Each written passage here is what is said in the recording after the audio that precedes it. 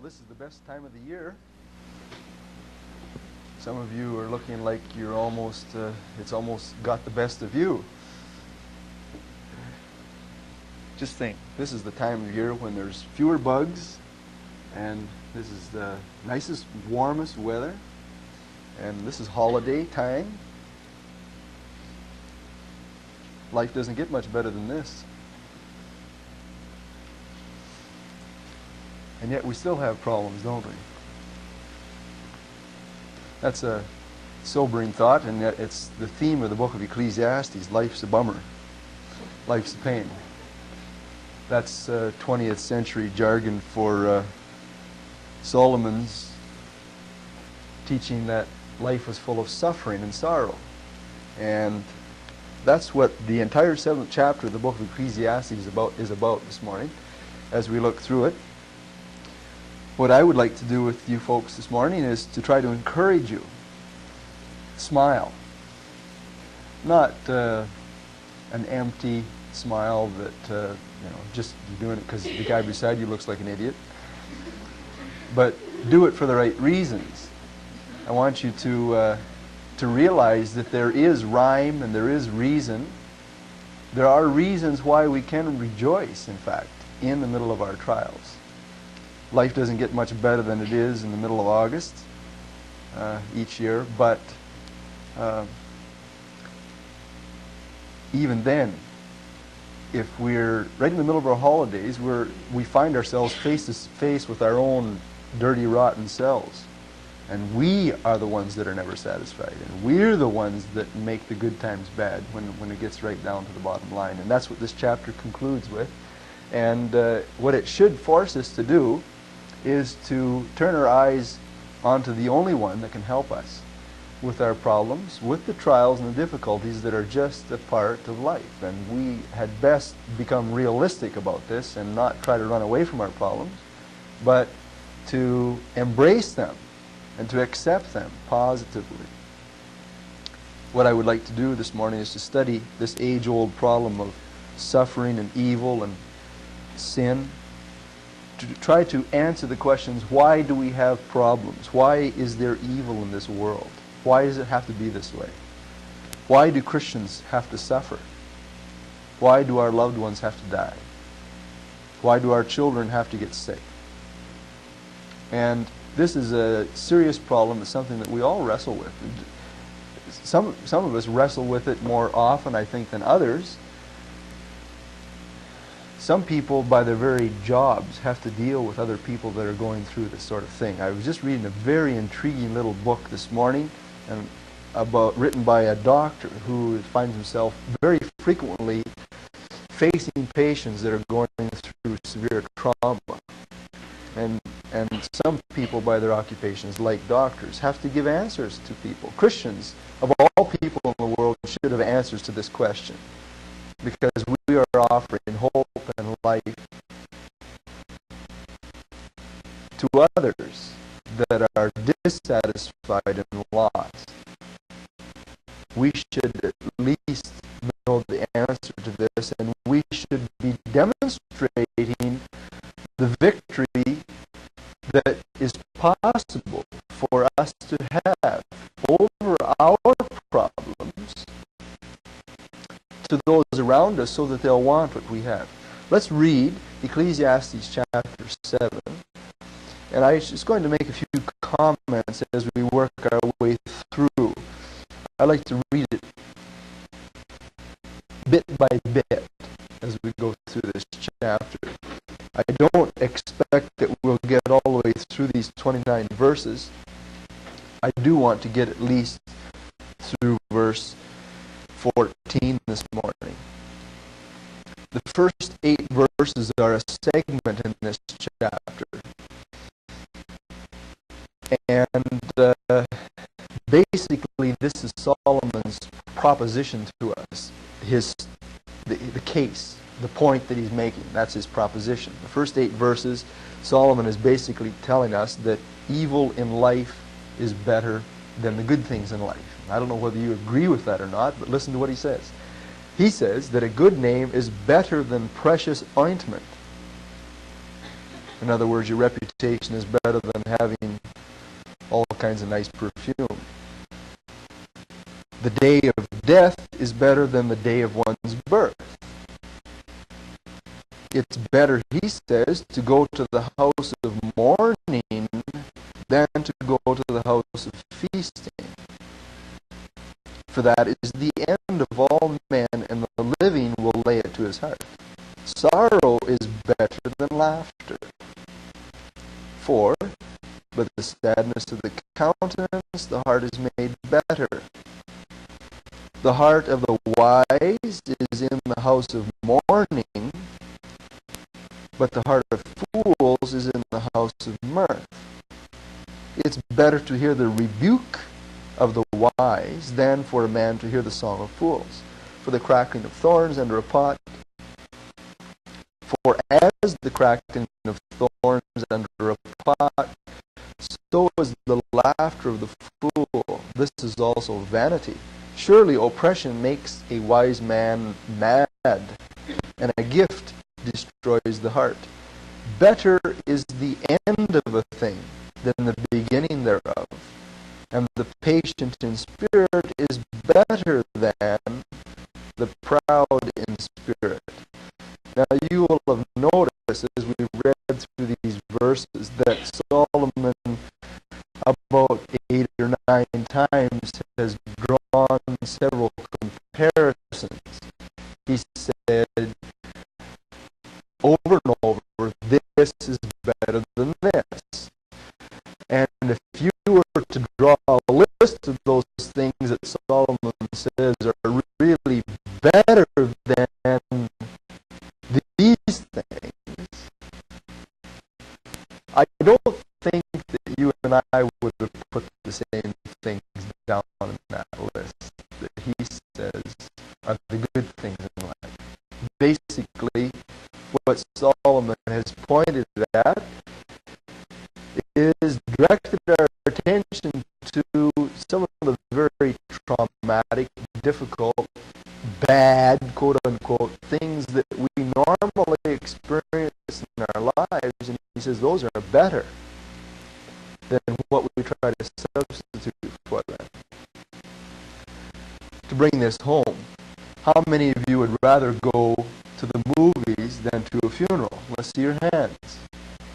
How many of you would rather go to the show than go to a funeral? Come on, be honest. All right. That's the mentality of human nature. We would rather go to the house of fools than to the house of mourning. And Solomon says it's better to go to the house of mourning than it is to the house of fools. Now, Solomon isn't wacky,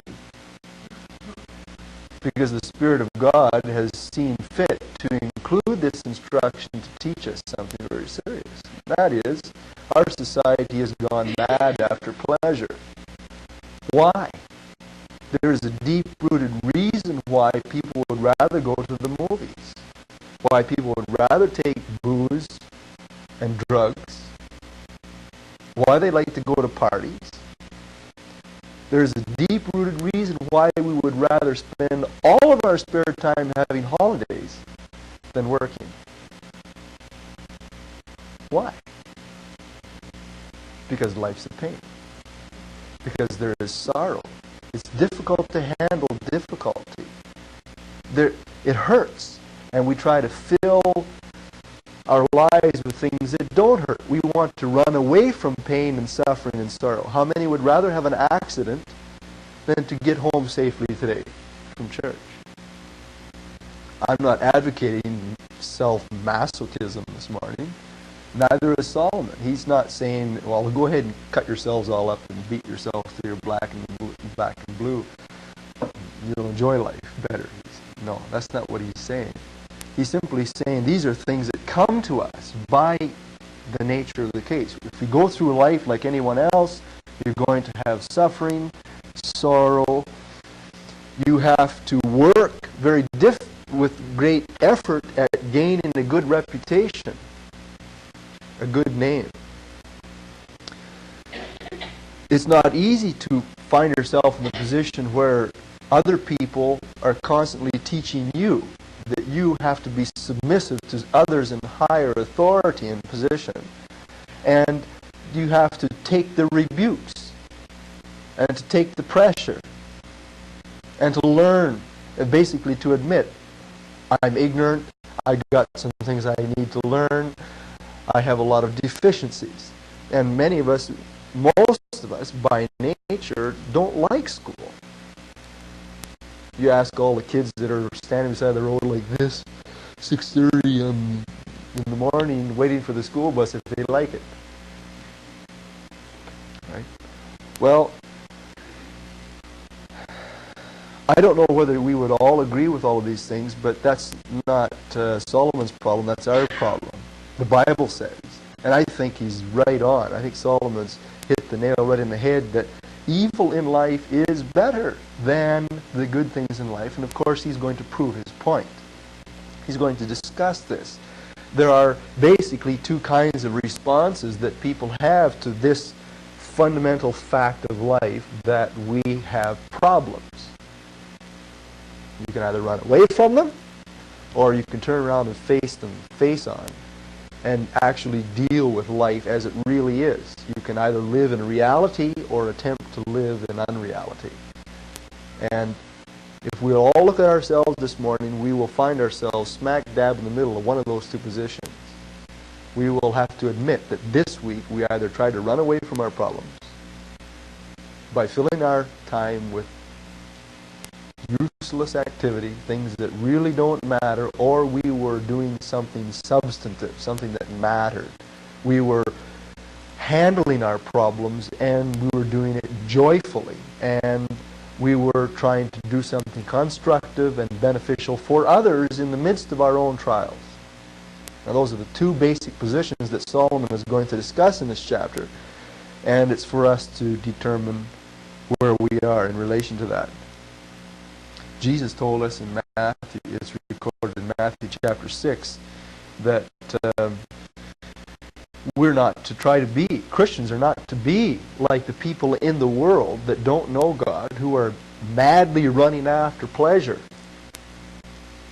We're to seek first the kingdom of God and His righteousness. In other words, be concerned with moral issues and to be involved in the realities of life, spiritual realities of life, that we find ourselves bodily enmeshed in. You know, we're here as human beings. We've got bodies, but there's more to life than just the physical. It's spiritual. Seek first those spiritual things, Jesus said, and God will provide for your bodily needs. And He says, don't worry about tomorrow, because tomorrow has its own measure of sorrow. He says, sufficient unto the day is its own evil. Now, I've often puzzled over that phrase. Why did Jesus say that? Sufficient unto the day is its own evil. Well, I think Jesus agreed 100% with Solomon that every day has its quota of problems, and we're going to go through them like it or not. It's how we handle them is the big question. So, we're really no different than anyone else that's ever lived. In the book of Job, for instance, let me just read a couple of verses that show that this is in fact the case. Job 5:7, we read, "Yet man is born unto trouble, as the sparks fly upward." In other words, it's a truism. You stand around a campfire, sparks don't go down, they go up first. That's a truism, that's a fact that doesn't change. Well, likewise, it's a truism that we are born unto trouble. It's not the other way around. Job 14, verse 1. "Man that is born of a woman is of few days and full of trouble. He comes forth like a flower and is cut down. He flees also as a shadow and continueth not." And of course, we all know what Job was going through. Job suffered all the calamities of life possible. Natural disaster, loss of loved ones, family, possessions, health. He lost it all. And he was an ordinary human being. And yet in the midst of it all, he remained a righteous man, and he is recorded for posterity, for us, as a good example of a person that went through real severe trials, and I suppose probably no worse than some of you have gone through or are going through, and he handled it properly.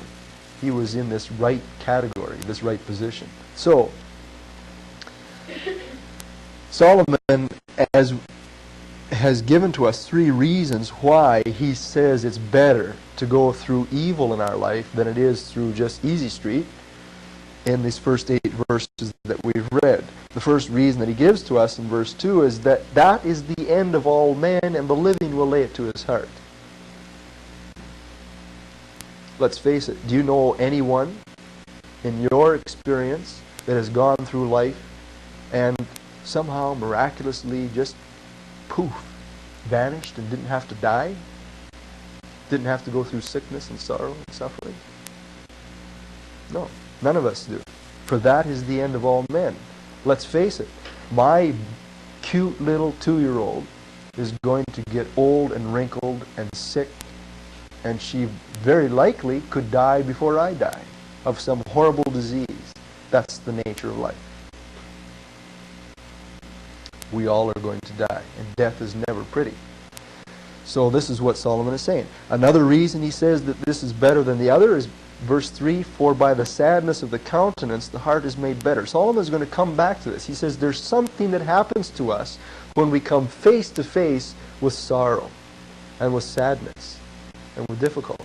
It does something for us. And mull that over a little bit in your thinking. Think of the worst thing that ever happened to you, if you can, or the worst thing that happened to you this summer. It's the worst thing that happened to you, from worse in the sense of the ordinary viewpoint. You lost your wallet just as you were going on your holidays, or had a car accident, or something. The worst possible thing that could happen to you. Now, did that do something for you? Did that impress itself on your mind? Did it affect your character more than the 3.5 weeks you had for holidays? Well, beautiful sunny days at the beach, you laid out there and got your soul's desires. You enjoyed everything you want. You got everything you wanted. Did that do anything for you? Everybody says, yeah, I loved it. I think that the reason we remember the real problems is because God has made us this way. He has tuned our mind to our bodies in such a way that we seem to forget the good times, and we're able to remember precisely, in great detail. There's just something about it. We are able to focus in on and learn from sorrow and from trauma. He's going to come back to that. And then a third reason why Solomon says that really the bad things in life are the bad, quote unquote, are really the good things. They're better than what people say they are, is given to us in verse 6. The third reason, for as the cracking of thorns under a pot, so is the laughter of the fool. This is also vanity. In other words, the laughter of fools, the so-called good things in life, that's what Solomon is referring to. He says it's vanity. In other words, being able to lay on the beach every day is vanity. Having all the food you want is vanity.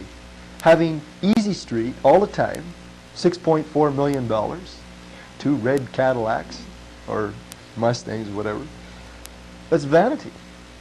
Never being sick is vanity. Solomon means by vanity, worthless. It doesn't do anything. Right? And yet that's what people in our society really crave.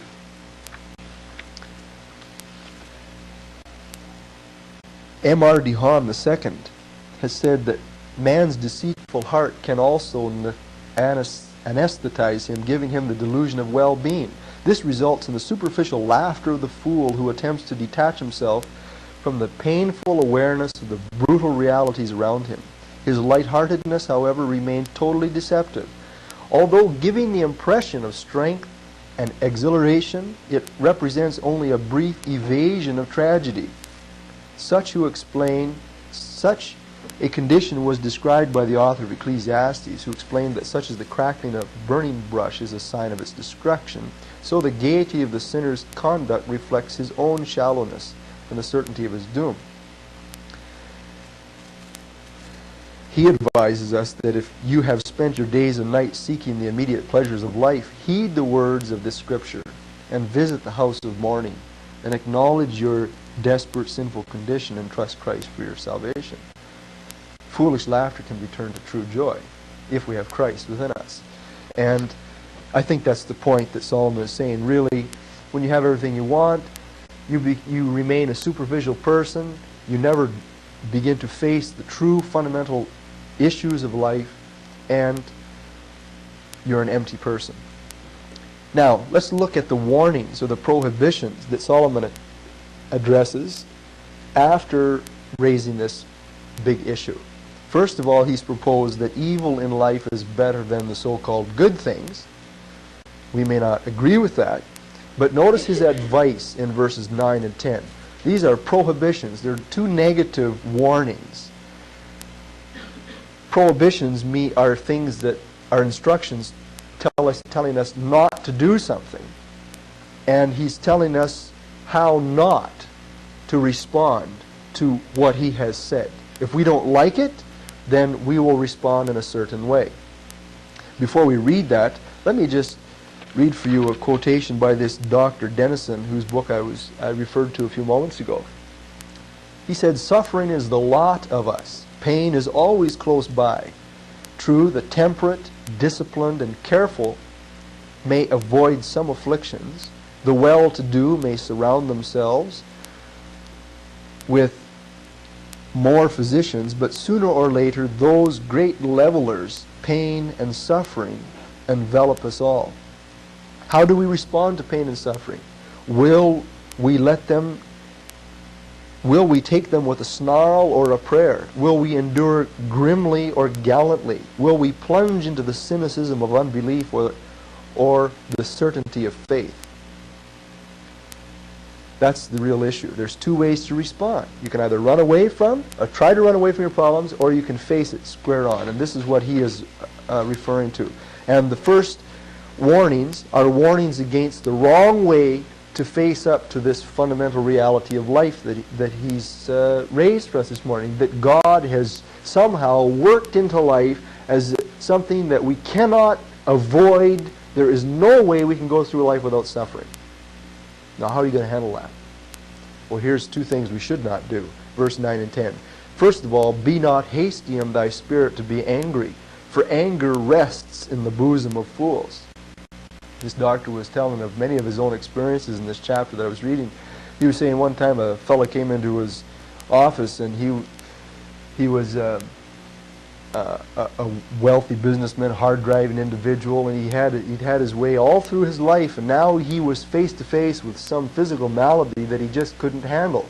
There was no cure for it. I think he had heart problems, congenital heart problems, and it was driving him wild. He had turned into a cynical, angry, bitter man because of these problems. And the doctor simply told him, he says, the reason you got problems is because of the way you lived, your improper diet and your hard living life and so forth. You've got these problems because of the way you are. And the guy got mad at him and walked out and got another doctor because this doctor told him the truth. That's not the way to handle our problems. If you don't like trouble in life, don't blame it on God. It's true, God is personally involved, but there are lots of other reasons why we have the problems that we have. For instance, a great English statesman by the name of Gladstone said that the greatest curse of the human race is selfishness. And one of the reasons we have so many problems in this world is because of greed. Look at Central America, for instance. That's a classic, current, up-to-date situation. Look at all the innocent, poor people that are suffering from the Contras and these other guys that are going in and wiping out the peasants at nighttime. Why? Well, because the whole populace has been brought to the brink of disaster because of the greed of American businessmen back in the 1800s. And even today, I think it was Dr. Keenan that was here just a couple of weeks ago. He was down there. And he says if we were to pay for coffee the price that it truly demands so that those people could have a decent standard of living and have food in their tables and education for their kids and medicine, we'd have to pay something like $50 a pound for the stuff. But greed. Businessmen are making a killing at the expense of other whole populations of people. There's one example. Selfishness. That's one reason why we have problems in this life. It's not all God's fault. All right? Secondly, another suggestion for us to remember is that God has given to us freedom of choice. God could have created this universe in such a way so that we all came rubber stamped like little gods. Bang, bang, bang, bang. We're all perfect, sinless, beautiful, smiling creatures with no minds of our own, programmed only to do what the master designer programmed us to be. That's the way he could have done it, but he didn't do it that way. And so life is lived down here in a tension between the sovereign will that God has, and he's controlling this world so that ultimately it comes out for his, according to his own designs. Like a master chess player, he can manipulate us without us even realizing that we're being manipulated so that he ends up winning. We're like the novices that are down here and we say, I want to do this, and so we make our move. See, God is much wiser and much greater, and he's in control. And God has given to us freedom, and unfortunately freedom can be either used or abused. All of us have abused our freedoms. You know, we have the freedom to drive a car. So we get in the car, boom, pedal to the metal, down the highway. We're enjoying ourselves, right? And we're abusing our freedom of choice, our free will. Right? With freedom comes responsibility. And many people today do not want responsibility, they just want enjoyment and satisfaction. And so they overlook responsibility, and their freedom therefore causes suffering and pain as a result. This doctor was giving a few examples of people, you know, people that innocently suffer. Look at these people that are coming into Canada today, running away from political turmoil and oppression in places like India and Sri Lanka and so forth. Whose fault is that? Well, there are minority terrorist groups, extremist political organizations that are just ruining whole civilizations, and there are hundreds and thousands of people being affected as a result. Because a few people are exercising their will, their freedoms, and it causes suffering as a result. There aren't too many human solutions for some of these problems, but that is why, in part, we have these problems. Selfishness, the exercise of God-given freedom that we all have. Satan, too, is involved. We know from the book of Job that Satan was intimately involved in causing Job to suffer. And notably, it's interesting to see that Satan had something to do with natural disasters. According to the Bible, this spiritual being is such a powerful force that he can use. If God gives him the will, or gives him the freedom to do so, he can use natural calamities, earthquakes and flood and fire. He can use people groups, like the people that came down from the mountains and stole all of Job's cattle and so forth, and burned his houses, killed his family. He can influence through individual groups of people.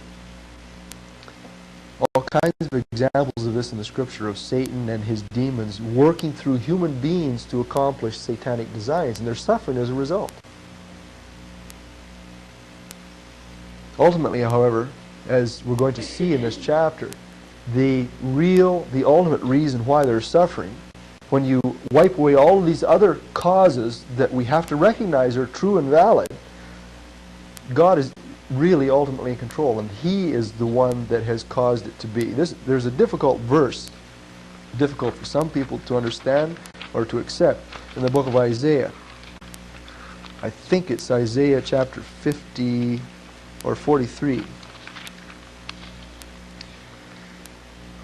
And this is God speaking.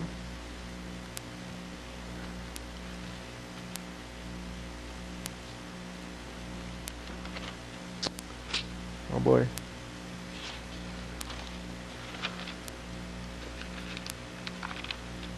Isaiah 45, verse 7. God says, I form the light. This is God speaking. I create darkness. I make peace. I create evil. I, the Lord, do all these things. How can that be? How can a good God create evil? And that Hebrew word for evil is a very broad term that can refer to all kinds of things, including the moral principle of evil, as well as calamity that ultimately comes upon people and so forth. God's in control. He's behind all of this. Let's be careful to heed Solomon's advice. When we come against these things that we have no choice in experiencing in life, first of all, let's not get bitter and cynical and angry against God. Let's not. Don't be angry, because that's the way of the fool. The second advice he gives to us in verse 10 is, do not say, what's the cause that the former things were better than these? For thou dost not inquire wisely concerning this. If you focus on that verse and meditate on it, what you'll see that Solomon is telling us is, don't look backwards at the good old days and say, how come I can't have it like it was before? We all have a nostalgia for the good old days, you know. Little house on the prairie. Life was so simple. You could enjoy the good things in life. You could ride horses and walk through the trees and the breezes, and there weren't a whole lot of problems back then. You know, certainly fewer than there are today. That's an utter falsehood. The good old days may have been good in some respect, right? But today we don't see that, you know, there was all this other stuff that we aren't getting through the movies. Well, Solomon is telling us don't become like that for another reason. It's not a wise thing to look backwards on the so-called good old days and wish for that and compare the present to that and say, oh, life's the pits today. It's so bad, and moan and groan. There was, in the last century, a fellow in Europe that devised a theory, a philosophy of history, and basically his philosophy was, why worry about the stuff? It's all done and over with. You can't do anything with it anyway. History's done. Let's focus on the present. I suppose there's an element of truth there, and I think that's somewhat what Solomon is telling us. Look, the good old days are gone, right? What we have got to do is make use of the present. We're here for a reason. There's something for us to do. So don't look at the good old days and compare them to the present, and don't question why. Why is something that God many times doesn't answer in our lives. He simply says it is. Deal with it. Right? Live. Handle it. Turn to me, basically, is what he says. We're really no different than those crazy old Jews walking through the wilderness. And we're hard on Israel. God went through all these miraculous things to deliver them from the Egyptians, right? All those wonderful plagues. And the Jews were the people of God's love and concern, the apple of his eye, and he brought them miraculously out of Egypt into the wilderness, and they were on their way to the promised land. What did they want to do? They wanted to go back into bondage. They started to get hungry. They didn't have all the good things in life, and they began to look back on the good old days in the land of Goshen. Solomon is warning us against the same mentality. If God is leading us somewhere, there's a reason for it. If the Jews could only have looked forward 2 weeks to see what awaited them in the land of milk and honey, to see that God was going to bring them into the land that he had promised since the time of Abraham, and that it was the fulfillment of all their deepest desires, they wouldn't have complained. And we are in exactly the same situation today. We may be going through the valley of the shadow of death. We may be going through all kinds of troubles and difficulties that, life throws at us. That's it. Tough. We can't avoid these things, right?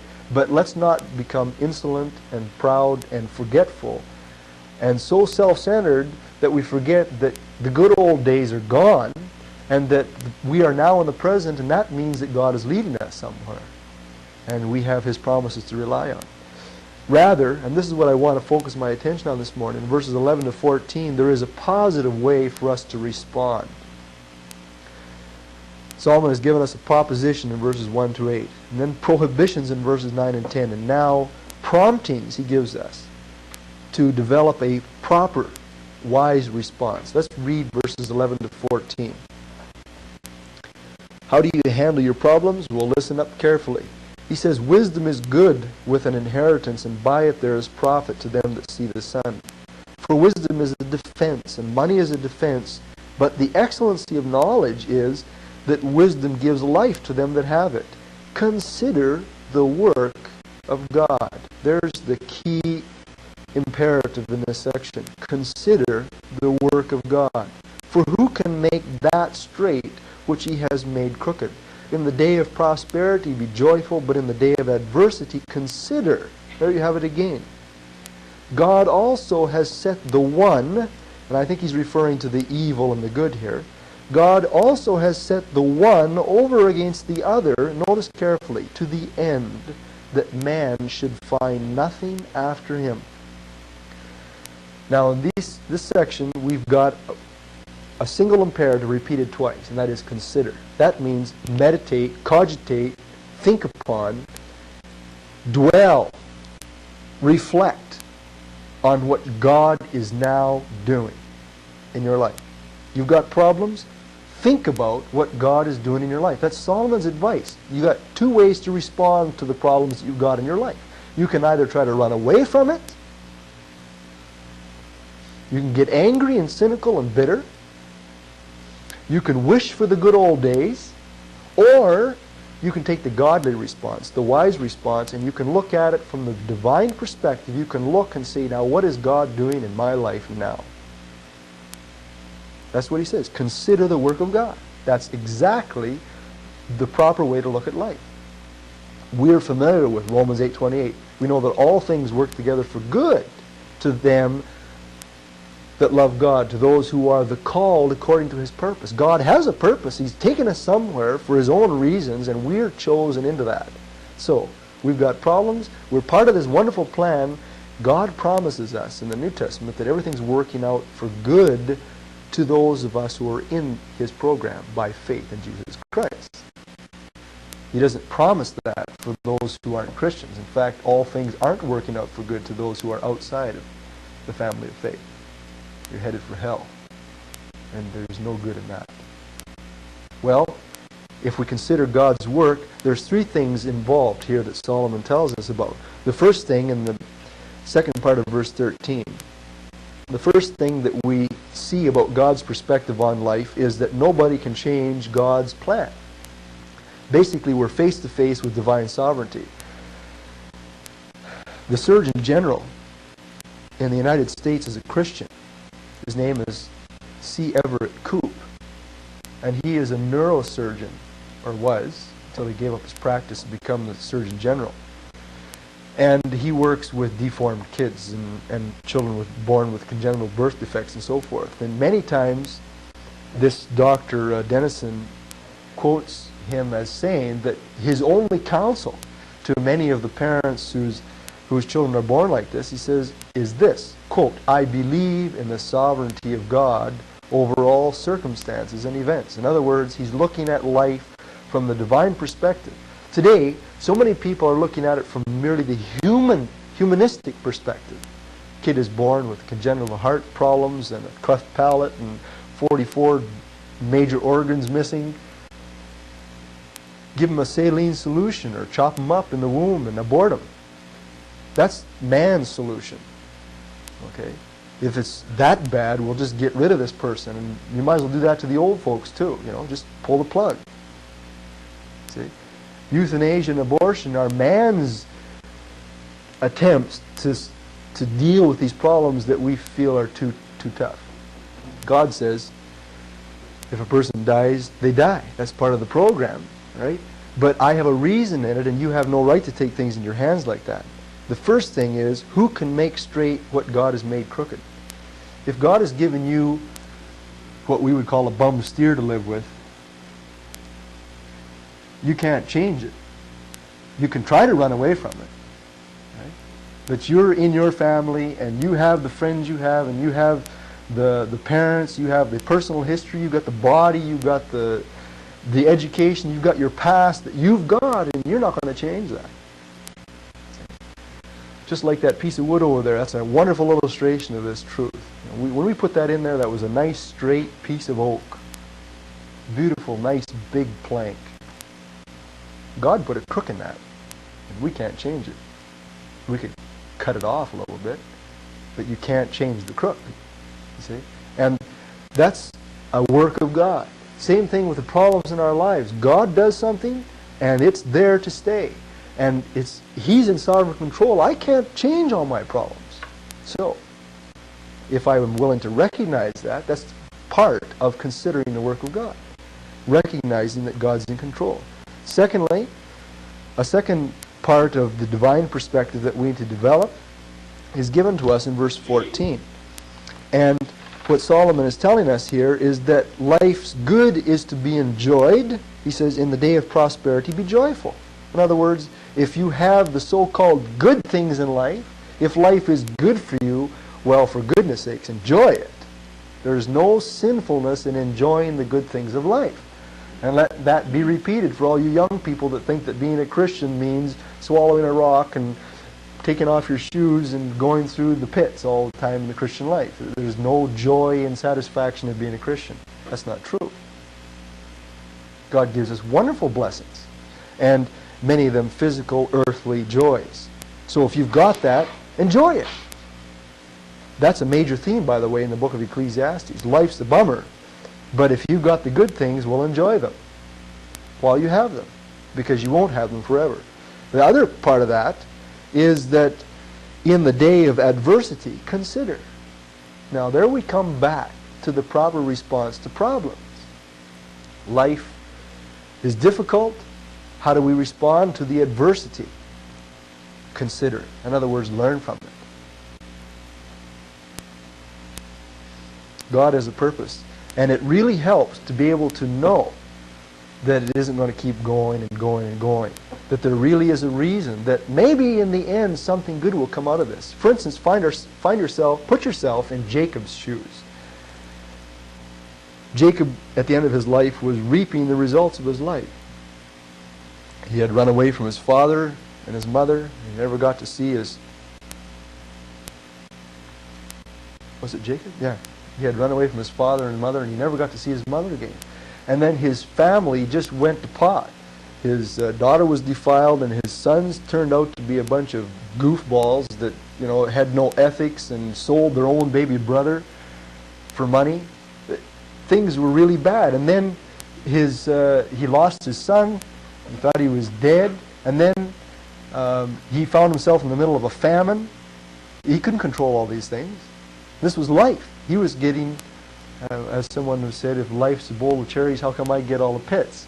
Well, he was getting the pits.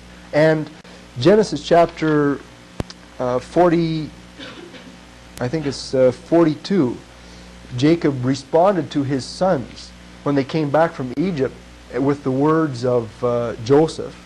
They didn't know he was still alive. With the words of Joseph in his mouth, demanding that Jacob's last remaining son be sent as security so that they could get the two brothers out of Hawk that were down in Egypt and get food to survive the famine. And Jacob moaned, all these things are against me. All these things are against me. And he was moaning and complaining to God. And he didn't realize that all these bad things, quote unquote, were really good things in disguise that were ultimately working for the survival and preservation of the Jewish race, through whom the Messiah was eventually going to come into the world. Because it was through Joseph eventually that Jacob was brought to Egypt and is sequestered there and given food and lodging. And the book of Genesis concludes with that statement that God was working all these things out for good, in spite of the fact that for many years it looked like great evil. God has a purpose. So first of all, part of considering life's problems is recognize that we can't change the sovereignty of God's plan. if He has given us these things to experience, that's it. Let's accept His sovereign position. Secondly, enjoy the good while you have it. And if you haven't got good, then you've got the other. You've got evil, and that's been given to you for the precise reason or purpose of considering, of learning, of reflecting on it. I love the last part of verse 14. God also has set these two things one against the other to the end that man should find nothing after him. You've got good. One preacher from California I saw preach it. He says, if you've got good, realize that you will have evil. If you've got evil,